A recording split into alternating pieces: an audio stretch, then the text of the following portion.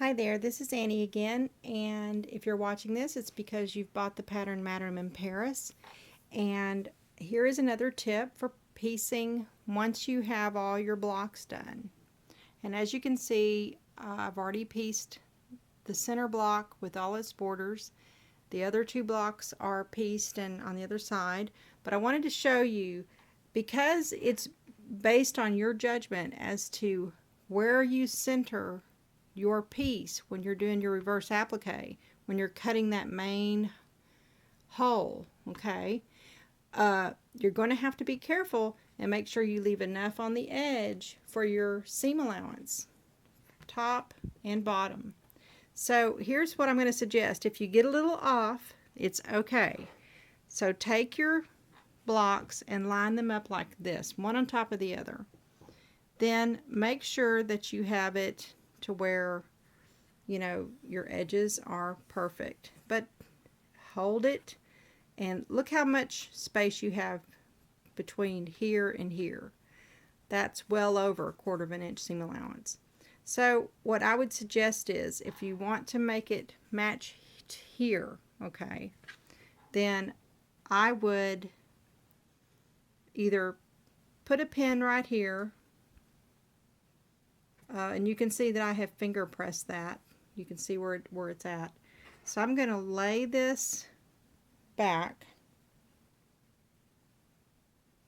according to where I finger pressed it, okay, which is right here.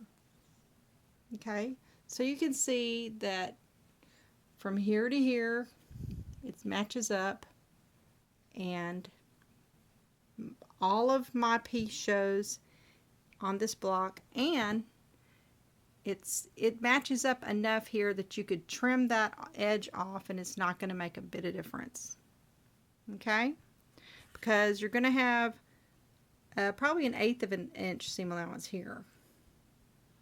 All right, so and it's all because of where I placed my image. So before you just plop it down and really think about, and I would make, like it says in the pattern, make a hard cardboard copy of your base of your dress form and the top part of your dress form.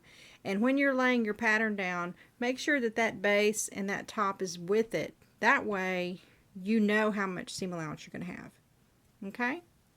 And so what I'm going to do is I'm going to finger press this, and I know that that's going to be my sew line where I'm finger pressing that. Okay, so now what I'm going to do is I'm going to fold this back. Now what's happening,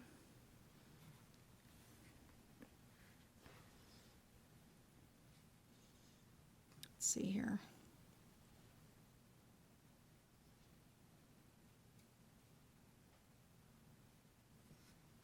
So what I want to do is, hang on here, is line your edges up and do the same thing. You know, you have the finger press there. So what I'm going to do is I'm going to pin this, and I'm going to use this finger pressed area to draw my sew line across here, and then I'm going to know, and then I'm going to trim the excess off. All right, so just pin along here, sew on your designated sew line, and then trim your excess off, flip it back over, and then line this piece up with this one.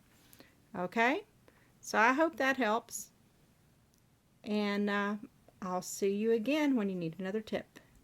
And you can always email me, and I would be happy to help you with any issues you may be having, or questions, or anything you need.